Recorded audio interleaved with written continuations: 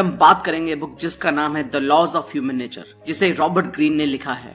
इस किताब में आप 18 लाइफ चेंजिंग लॉज को समझेंगे जो ह्यूमन नेचर को समझने में आपकी मदद करेंगे कि लोग जैसा भी बिहेव करते हैं वो वैसा क्यों करते हैं और कैसे सतर्क रहते हैं। इससे हमें ये भी पता चलेगा कि कैसे बर्ताव किया जाए और क्या कदम उठाएं। दूसरे शब्दों में हम इसे बहुत ही प्रेरणादायक और आनंद से भरा हुआ पाएंगे। ये कहना भी सही होगा कि इस किताब की ये वीडियो सभी एज ग्रुप, सभी लोगों के लिए है। Robert Greene 5 international best seller books के ऑथर का। और अगर आपने अब तक हमारे चैनल को सब्सक्राइब नहीं किया तो इससे पहले कि आप वीडियो में खो जाएं, इमीडिएटली चैनल को सब्सक्राइब और वीडियो को इमीडिएटली लाइक भी कर दें। हमारा चैनल यूट्यूब के बेस्ट समरी चैनल में से एक है। हमारी वीडियोस कभी कभी थोड़ी लंबी हो सकती है क्योंकि हम वीडियो और बुक के कंटेंट पर कभी भी कॉम्प्रोमाइज नहीं करते, इसलिए वीडियो को एंड तक देखना जरूरी है। तो चलिए फिर ह्यूमन नेचर के 18 लॉस को डिटेल में समझते हैं। The law of irrationality. पहला लॉ फैसला लेने के हमारे इमोशनल अटैचमेंट को बताता है। दुनिया को तर्क के लेंस से देखने के बदले हमारा ध्यान खींचने वाली परेशानी की बेचैनी देखने के लिए हम भावनाओं की तरफ झुकते हैं। दुर्भाग्य से ये ऐसी चीजें हैं जो विरासत में नहीं मिलती हैं। माइंडसेट को ही ऐसा बनाया जा सकता है जिससे सबसे बेहतर असर पाया जा सकता है।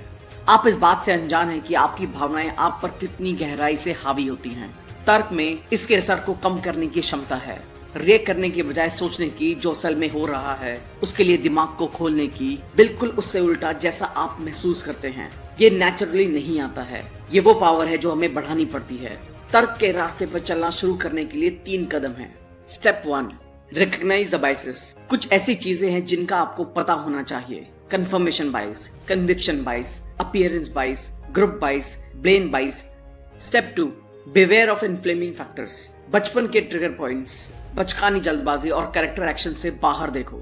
अचानक से आने वाले फायदे और नुकसान, निराशावाद और आशावाद के साथ इनका मुकाबला करें। हम लक के रोल को कम आंकते हैं। बढ़ता हुआ प्रेशर, लोग दबाव में आकर अलग तरह के काम करते हैं।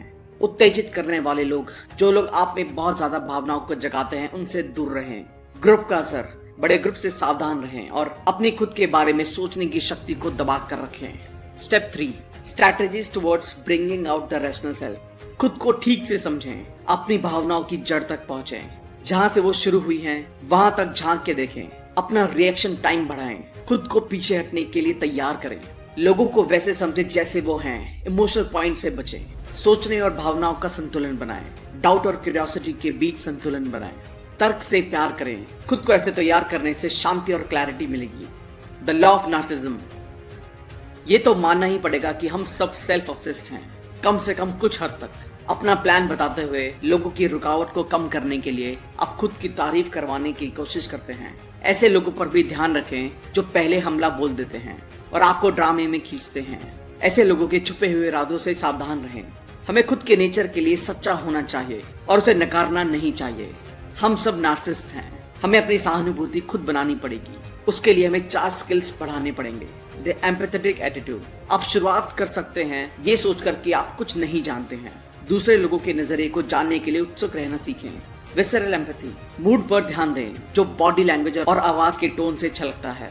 लोगों की तरह बर्ताव करने से भी सहानुभूति मिल सकती है। Analytic empathy. जिन लोगों को आप समझना चाह रहे हैं उनके शुरुआती दिनों के बारे में जानकारी जमा करें और उनके माँ बाप और भाई बहन से रिश्तों के बारे में जानें। The empathetic skill. इस स्किल के लिए एक बात याद रखनी है, जितनी तेजी से आप लोगों से मिलेंगे उतना ही आप बेहतर होंगे और जितने तरह के लोगों से आप मिलेंगे आपका स्किल उतना ही वर्सेटाइल बनेगा। The law of role playing. आपको ये बताने के लिए किसी की भी जरूरत नहीं है कि लोग हर अवसर पर अलग नकाब पहनते हैं। हालांकि वो अक्सर अपने असली इरादों को अपने फेशियल एक्सप्रेशन, बॉडी पोस्चर और नर्वस जेस्चर जैसी चीजों से दिखाते हैं। इन इनसिक्योरिटीज का पता लगाने के लिए आपको उनसे एक कदम आगे रहना पड़ेगा। उसी को कहते हैं the art of impression management. आत्मविश्वास बढ़ाएं, मुस्कुराएं और जिन लोगों से आप मिलते हैं उनकी तरह बने। सीखें कि खुद को सही इमोशनल मूड में कैसे डालना है। खुद को लोगों के स्टाइल और टेस्ट के मुताबिक ढालें। अपनी फर्स्ट अपीयरेंस पर ज्यादा ध्यान दें। अपने दिखावे का पता चलने ना दें। खुद को प्रगतिशील, सहनशील और खुले दिमाग वाला दिखाएं। The law of compulsive behaviour. असल में लोगों के कैरेक्टर को समझना मुश्किल है। इसको अगर सही से समझेंगे तो लोग अपनी पूरी जिंदगी एक ही राग अलापते रहेंगे। आपको इसे अपने दिमाग में सहन करना पड़ेगा और ऐसे लोगों से लगाव बढ़ाना पड़ेगा जो ताकत और साहस दिखाते हैं। अपने नेगेटिव पैटर्न से सावधान रहने से आप बुरे लोगों से दूर रहेंगे। अगर आप इसका पालन करेंगे तो ये नियम आपको बेहतर बनाएगा। लोगों को जोड़ने और उनके साथ काम करने के लिए चुनते वक्त उनकी रेपुटेशन या जो इमेज वो दिखाते हैं उससे मोहित ना हो, बल्कि खुद को उनकी गहराई तक देखने के लिए ट्रेन करें और उनका कैरेक्टर देखें। उनकी मुसीबत से निपटने, लोगों के साथ काम करने, उनके पेशेंस और सीखने की क्षमता को समझें। मजबूत कैरेक्टर का एक आदमी सोने की तरह है, रेयर पर अमूल्य। वो खुद को अनुकूल बनाते हैं, सीखते हैं और खुद को बेहतर बनाते हैं। The law of covetousness. ये अजीब है पर सच है। ये दिखाता है कि इंसान अपने हाथ से फिसलती हुई चीज को पाने के लिए क्यों झुकता है। आप इस मोमेंटम को अपने आसपास एक मिस्टीरियस ऑरा बनाने और उस पोजीशन का फायदा ले सकते हैं। ये एक रोल मॉडल बनने और इज्जत पाने का एक बेहतरीन तरीका है। लोग अनजानी चीज को जानना बेहद पसंद करते हैं और इन नियमों से खेलने से आपको फायदा मिल सकता है। हाजिरी और गैर हाजिरी का हम पर गहरा असर पड़ता है। बहुत ज्यादा हाजिर होना घुटन बनता है और थोड़ी गैर हाजिरी हमारी रुचि को बढ़ाता है। हम हमेशा उसे पाने की कोशिश करते हैं जो हमारे पास नहीं है। अपने आसपास थोड़ा रहस्य बनाएं, स्ट्रेटेजिक एब्सेंस का इस्तेमाल करें ताकि लोग आपकी वापसी चाहें और आप जैसा बनना चाहें। लोगों को दिखाएं कि वो जिंदगी में क्या मिस कर रहे हैं और उन्हें क्या करना मना है, और वो उस चाहत से दीवाने हो जाएंगे। The law of short sightedness. कुछ लोगों के लिए लॉन्ग टर्म विजन बनाए रखना बहुत ज्यादा हो जाता है। वो रिसेंट ट्रेंड्स, ओपिनियन से आकर्षित होते हैं। ये लोग अपने नाक के आगे नहीं देख पाते हैं और अक्सर शॉर्ट साइटेड कैटेगरी में आते हैं। ऐसे लोगों से दूर रहें और ऐसे लोगों के साथ रहें जिनके गोल्स लॉन्ग टर्म हैं। ये आपके स्वभाव में है कि आप सबसे ज्यादा अपने प्रेजेंट में सुनी और देखी हुई चीजों से प्रभावित होते हैं। लेटेस्ट खबरों, ट्रेंड्स, आसपास के लोगों के ओपिनियंस और एक्शन से जो सबसे ज्यादा ड्रामेटिक होते हैं। लोगों के उनके नजरिए से परखना सीखें। ऐसे लोगों से बचें जो अपने एक्शन के कॉन्सिक्वेंसेस ना देख सकें। वो आपको इस एनर्जी से इन्फेक्ट कर देंगे। अपने लॉन्ग टर्म गोल से कभी नजर ना हटाएं। एक ऊंचे नजरिए से आप में हर ऑब्जेक्टिव तक पहुंचने का पेशेंस और क्लैरिटी होगी। शॉर्ट साइटेडनेस के 4 साइन और उससे बाहर निकलने की स्ट्रैटेजीज। Unintended consequences. हर ग्रुप या टीम में कम से कम एक आदमी को किसी भी स्ट्रैटेजी के हर पॉसिबल कॉन्सिक्वेंसेस को संभालने का इंचार्ज बनाएं। कोशिश करें किसी विवेकपूर्ण दिमाग वाले इंसान को। Tactical help. आप खुद को बहुत से स्ट्रगल्स या लड़ाइयों में उलझा पाएंगे। आपने अपने लॉन्ग टर्म विजन को खो दिया है जिसके लिए आप असल में लड़ रहे हैं। उसकी जगह ये आपकी ईगो को बढ़ावा देने और खुद को सही साबित करने का सवाल बन गया है। एक ही सॉल्यूशन है, इन लड़ाइयों से निकल जाना, खास करके अगर ये अक्सर होती हैं। अपने काम से जीतो, ना कि अपनी बातों से। अपने लॉन्ग टर्म गोल्स के बारे में फिर से सोचना शुरू करें। अपनी जिंदगी में वैल्यूज और प्रायोरिटीज की एक सीडी बनाएं, खुद को ये याद दिलाते हुए कि आपके लिए असल में क्या मायने रखता है। टिकर टेप फीवर। जब हम किसी तरह की परेशानी या रुकावट का सामना करते हैं तो हमें चीजों को धीमा करने और कदम पीछे लाने की कोशिश करनी चाहिए। कदम बढ़ाने से पहले 1 या 2 दिन का इंतजार करें और इन परेशानी का सामना करते वक्त हमें ये भी साफ तौर पर पता होना चाहिए कि हमारा लॉन्ग टर्म गोल क्या है और उन्हें कैसे पाना है। Lost in trivia. आप अपने काम के मुश्किल होने से परेशान हो जाते हैं।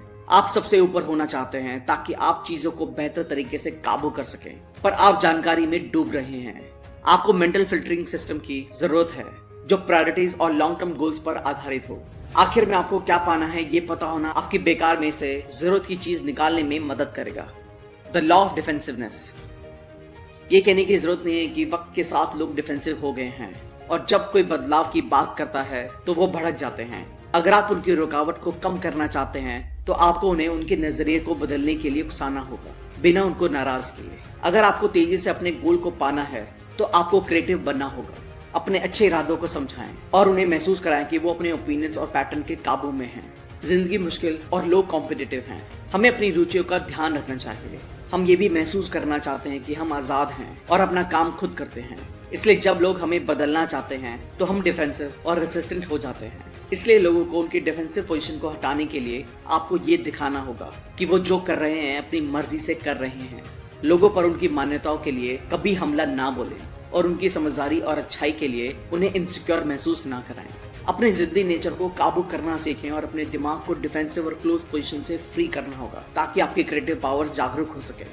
The law of self sabotage. जैसा आप महसूस करते हैं वैसे ही दिखते हैं। खुद को पूरी तरह नेगेटिविटी और डर तक सीमित करके जिन भी लोगों के साथ आप कुछ भी शेयर करते हैं वो आपकी आदत को भांप लेंगे। ऐसा एटीट्यूड आपकी सफलता का मौका कम करेगा। सुनने में ये थोड़ा ज्ञान लगेगा पर पॉजिटिव एटीट्यूड ही आपके और सफलता के बीच खड़ा है। ऐसे माइंडसेट को बढ़ाना ही आपका हर चीज में बेस्ट पाने में मदद कर सकता है और वहां भी अवसर ढूंढ सकता है जहां लोगों को जाल दिखते हैं। हम सबका दुनिया को देखने, चीजों को समझने और आसपास के लोगों के एक्शंस को समझने का एक अलग नजरिया है। यह हमारा एटीट्यूड है और इसी वजह से हमारी जिंदगी में हमारे साथ सब कुछ होता है। अगर हमारा एटीट्यूड डरने वाला है तो हम हर चीज में नेगेटिव ही देखते हैं। हम खुद को चांस लेने से रोकते हैं। हम गलतियों के लिए दूसरों को जिम्मेदार बताते हैं और उनसे सीखते नहीं हैं। हम अपना करियर और रिलेशनशिप खराब कर देते हैं अनजाने में, ऐसे हालात बनाकर जिससे हम सबसे ज्यादा डरते हैं। हालांकि इंसान का नेचर लचीला है। अपने एटीट्यूड को थोड़ा और पॉजिटिव, खुला और लोगों को झेलने वाला बनाकर हम अलग ही दुनिया में पहुंच सकते हैं। हम नए अवसर बना सकते हैं और लोगों को अपने तक आकर्षित कर सकते हैं। The law of repression. लोग वैसे नहीं है जैसा वो दिखाते हैं। अपने दिल के अंधेरे को छुपाने की कोशिश करना उनके स्वभाव में है। ओवरऑल इग्नोरेंस को समझने से पहले किसी को भी पहले अपनी डार्क साइड को देख लेना चाहिए। अपनी इस पेचीदा साइड को समझ लेने से आप एक पॉइंट पर पहुंच जाते हैं जहां आप एक ऑब्जर्वर बन सकते हैं। इस एक्शन का लोगों को आप तक लाने में बहुत बड़ा रोल है। ये डार्क साइड आपके बर्ताव में छलकती है और आपको नुकसान पहुंचाती है। परछाई के इशारों को समझना सीखे इससे पहले कि वो जहरीली बन जाए। डार्क साइड को पूरी तरह से समझकर आप पूरे इंसान बनेंगे। The law of envy. आज का समाज पोजीशन, स्टेटस और अचीवमेंट के लिए स्ट्रगल करने का साथ देता है। हालांकि ये जिद्दीपन को बढ़ाता है और जलन का कारण बन सकता है। कुछ लोग सिर्फ दूसरों की सफलता की नकल करने की उम्मीद करते हैं। खुद की दूसरों से तुलना सिर्फ आपकी ही वैल्यू को कम करती है और समाज में आपकी पोजीशन को खतरे में डालती है। याद रहे, एक्शंस वर्ड से ज्यादा तेज बोलते हैं। हम इंसान दूसरों से खुद की तुलना जरूर करते हैं। हम लगातार लोगों के स्टेटस को नापते हैं, जितनी इज्जत और ध्यान उनको मिलता है, और ये नोटिस करते हैं कि हमारे पास जो है और जो उनके पास है उसमें क्या फर्क है। हमें से कुछ के लिए ये अपने काम के जरिए बेहतर बनने का इशारा होता है, बाकियों के लिए ये गहरी जलन का कारण बन सकता है और ये भावनाएं बहुत नुकसान पहुंचा सकती हैं। खुद से ध्यान हटाकर जलन को खत्म करना सीखें। अपने वर्थ को बढ़ाएं, ना कि तुलना करें। The law of grandiosity. हर तरह के इंसानों में बहुत सी चीजों के बारे में सोचने की आदत होती है। इसमें हमारी सफलता का लालच भी आता है जो ऊंचे सामाजिक स्टेटस से जुड़ा हुआ है। अक्सर ये ख्याल बहुत बड़ा आकार ले लेता है जो असली सच्चाई से बहुत दूर होता है। हम सुपीरियर बनने की कोशिश में असलियत को खो देते हैं, जिसकी वजह से हम बिना तर्क के फैसले लेते हैं और सिर्फ कल्पना तक सीमित रहते हैं। सफलता के लिए आपका एटीट्यूड, आपका योगदान और दूसरे लोगों की जिंदगी में आप जो वैल्यू लाते हैं उसका अनुरूप होना चाहिए। अक्सर हमारी छोटी सी सफलता हमारी बड़ी होने की सोच को खतरनाक लेवल तक बढ़ा देती है। हम लक का रोल और दूसरे लोगों का योगदान भूल गए हैं। सच्चाई से दूर होकर हम बिना तर्क के फैसले करते हैं, इसलिए हमारी सफलता अक्सर बनी नहीं रहती है। हमें खुद में से ये दूसरों से बड़ा होने की सोच को कम करना होगा और हमारी सीमाओं के अंदर की असलियत को बनाए रखना होगा। महान होने की भावना को अपने काम, अचीवमेंट्स और सोसाइटी के योगदान से जोड़कर रखें। The law of gender rigidity. सच में औरत और आदमियों को जादुई छड़ी घुमाकर काबू करना जितना आसान नहीं है। आपको खुद पर काम करना होगा और ये समझना होगा कि ये आपकी सोच पर कैसा असर डालता है और आपको दिन प्रतिदिन की मुठभेड़ में मजबूत और अनुमानित बनाता है। औरत और आदमियों की इस एनर्जी के निशानों को मिटाकर आप दुनिया के सामने अपना ऑथेंटिक वर्जन रखते हैं। आसान शब्दों में, जेंडर रोल प्ले करने के लालच से बचकर आप सफलता तक जल्दी पहुंच सकते हैं। हम सब में औरत और आदमियों की खासियतें होती हैं। कुछ जेनेटिक होती हैं और कुछ दूसरे जेंडर के पेरेंट्स से आती हैं। हम इन खासियतों को बदलते रहते हैं, औरत और आदमियों के रोल को पहचान कर जो हमसे उम्मीद की जाती है, और हम इसकी बड़ी कीमत चुकाते हैं। हम अपने कैरेक्टर को खो देते हैं। आपको इन खोई हुई खासियतों का पता होना चाहिए और उनसे फिर से जुड़ना चाहिए ताकि क्रिएटिव पावर बन सके। The law of aimlessness. इस डिजिटल एज में कभी कभी लोगों को अस्थायी निराशाओं और असफलताओं से निपटने के लिए खुद से आगे बढ़ना पड़ता है। लगातार हार मिलना दिशा भटक जाने का ही कारण होता है। शॉर्ट टर्म माइंडसेट से हम डर का सामना करते हैं जो लॉन्ग टर्म में हमें परेशान कर सकता है। इसलिए बिना लक्ष्य का खेल बहुत खतरनाक हो सकता है। भविष्य का नजरिया और उसकी कल्पना इस बिना मकसद के सेंस से लड़ने का सबसे बेस्ट तरीका है।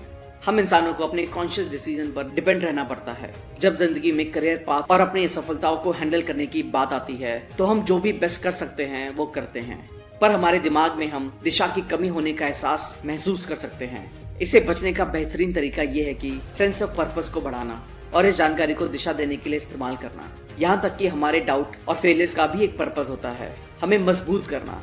इस एनर्जी और डायरेक्शन के साथ हमारे एक्शन को कमाल का फोर्स मिलता है। The law of conformity. लोग खुद का कॉन्फिडेंट और सेल्फ सफिशिएंट होने का इंप्रेशन देना चाहते हैं।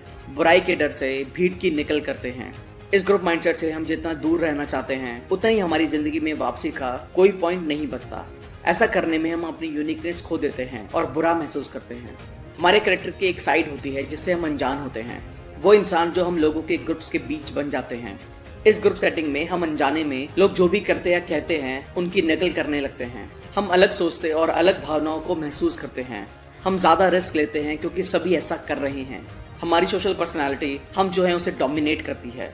दूसरों को इतना सुनने से हम धीरे धीरे अपने अलगपन और खुद के बारे में सोचने की क्षमता खोने लगते हैं। इसका हल है कि सेल्फ अवेयरनेस को बढ़ाएं। इस समझ के साथ हम बेहतरीन सोशल एक्टर्स बन सकते हैं जो दूसरों के साथ फिट और कोऑपरेट कर सकते हैं, साथ ही अपनी आज़ादी और तर्क को बनाए रख। ये वीडियो रीजर्स बुक क्लब का है, डिस्क्रिप्शन में लिंक है, जाके ज़रूर देखिएगा। बहुत ही अच्छी वीडियो बनाते हैं और इस वीडियो में को देखने के बाद आपके सफल होने के बहुत सारे सीक्रेट को पता चल ही गया होगा। और ये बुक में बताया गया था कि जैसे के साथ रहते हैं आप वैसे ही बन जाते हैं। अगर आप सफल लोगों के साथ रहिएगा तो आप ज़रूर सफल होइएगा।